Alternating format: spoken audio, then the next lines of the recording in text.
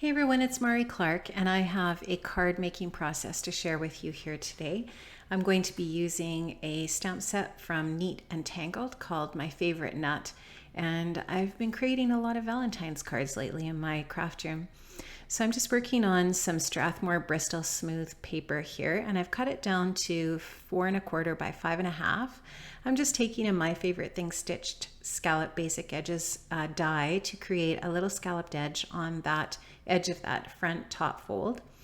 Now you can just see this sweet little stamp set from Neat and Tangled. I absolutely love it. The squirrels in this set are adorable.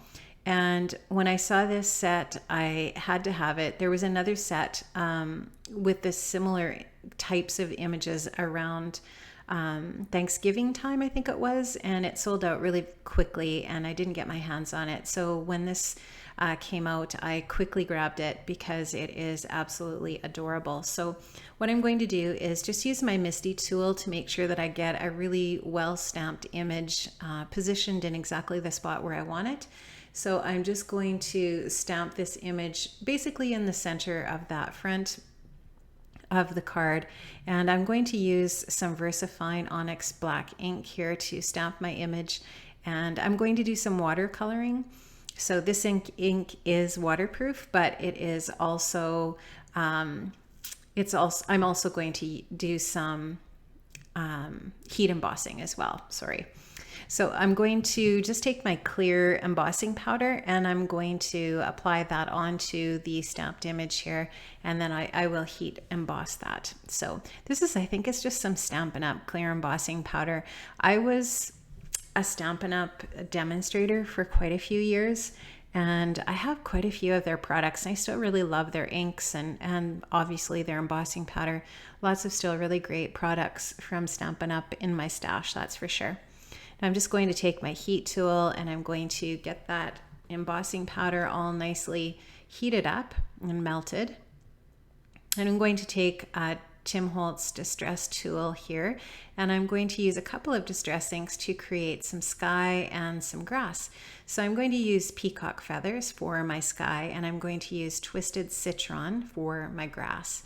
Now I've just put the Stampin' Up! Grid paper down onto my table just to, so that I don't get the ink all over my table, obviously, but also just to dab off the excess ink onto that grid paper as well, so that I don't get too heavy a layer on my sky. I just want it to be fairly subtle, but I am going to add some water on here as well.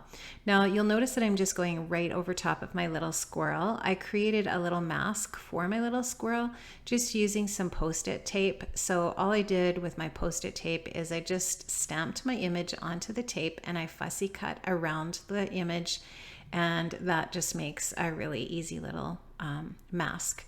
So that prevents my little squirrel from getting all blue.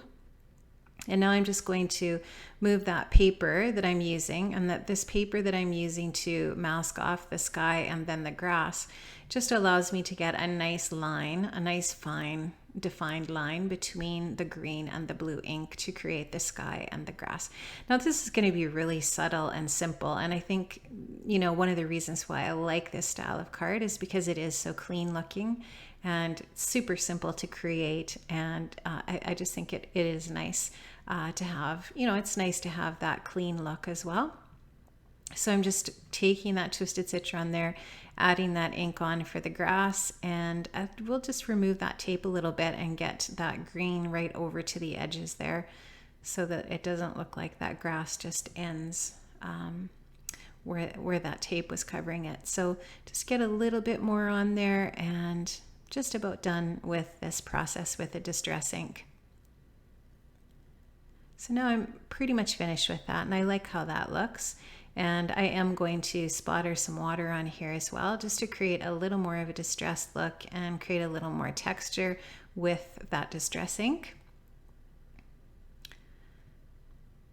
And just see me taking that mask off of there. So now I've got a little bit of a hint of blue and then my green. So you just see me take a little bit of water in my hand and just splash it on there. And then I'll take my paper towel and dab that up. And that's super easy to create that effect using some water and the distress ink. So now that's all that I'm going to do with that distress ink on here. And I'm going to take a couple of little cloud dies that I created with a Lawn Fawn die set and put those on there. Before I do that though, I'm just going to take this green Copic marker and just add a few little flicks of grass, tufts of grass here and there, just to make it look a little more realistic, like our little guy's actually standing on grass, and create that impression of the base that he's standing on there. So now I'm pretty happy with how that looks so far. So I believe this is where I'm going to take those little clouds. Yep, I'm going to take these two little cloud dies. I'm going to add the one just with a little bit of Tombow mono glue, and then I'm going to take the other little cloud. I've popped it up. I'm going to pop it up just on a little foam dimensional and stick that down as well. I think my favorite foam dimensionals are still those Stampin' Up! Ones. I use those all the time. So I like how that looks. And now I'm just thinking about the sentiment for the card. So I'm going to stamp the sentiment actually on the inside of the card, and you won't see that on the outside. Before I do that though, however, I am going to watercolor my image. So I'm going to use the Kuretake watercolor pots for this little squirrel. And I started off with a fairly dark brown, and I end up adding a little bit of reddish brown to my little squirrel later. Now the nice thing about using watercolors is, you know, they're pretty forgiving, especially if you've heat embossed your image. So if you've heat embossed your image, you have these little areas that are contained right in the lines of the embossing, so the water can't escape, and it's actually really super easy to do. So I'm just going to create the color on my little squirrel here with my silver brush. I will include a little caption here what size that is. I'm just forgetting right now what size I used. I know it's I believe it's my smallest one. And I am just going to continue to go around my little squirrel here, just continuing to add some color, and just fairly quickly. This didn't take me very long at all. In fact, I think I only sped this video up 2 times. So this was a pretty quick card to make. So I'm just going to keep adding that dark brown. I end up using that same dark brown on the nut, and then I go back and add a little bit of that reddish brown to the fur of the squirrel. So now I'm going to actually stamp that sentiment on the bottom of the inside of the card. And so like I said earlier, you don't actually see the sentiment on the front of the card. You have to open the card to see that sentiment. I thought about leaving the sentiment showing on the front and just leaving that scallop edge the way that it is. But if you were to actually stand the card up, the card would be lopsided with the way that front is cut with that scallop edge. So you'll see how I changed that so that it stands up properly. So now you can see that sentiment on there. And I've also cut a little glitter heart from some Recollections red glitter paper using the little heart die from the Neat and Tangled die set that goes along with the stamps. And I'm just going to glue that down, give that a little bit of glue and stick that down. And I just love how that looks. That little squirrel is so adorable. I'm going to take some clear Wink of Stella and add that to my little squirrel just to give him a little pop of glitter and shine. And I'm also going to add some glossy accents to the nut. Now you have to be careful with that Wink of Stella when you've watercolored your image, because the Wink of Stella will activate your watercolor. So you have to have a pretty light hand there.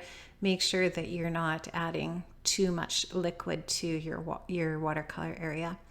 So I actually added a little bit of that gold Kuretake watercolor paint to the top of the nut. I don't know if you can see that, but it does make it kind of shine and glitter a little bit, and I like that. And then I added that glossy accents on top. Now I just took that same glitter paper. I'm showing you how I added a little bit of that reddish brown to my squirrel. I took that same red glitter paper and I added a heart to the inside of the card beside the sentiment. And now I've cut a little strip and I'm going to just add it to the bottom of the front of the card, just so that that card will actually stand up properly. And it does really accent that scallop edge nicely as well. This is a really fun card to make, guys. It's all finished, and I hope you enjoyed this process. I hope you were inspired to create some Valentine's cards with all of the products in your stash. And I had a lot of fun creating this, and I'm glad you stopped by and so that I could share this video with you and this process with you today. So have an amazing day, guys, and I'll see you later this week with more videos and scrapbooking and card making and all kinds of stuff. See you later. Bye-bye.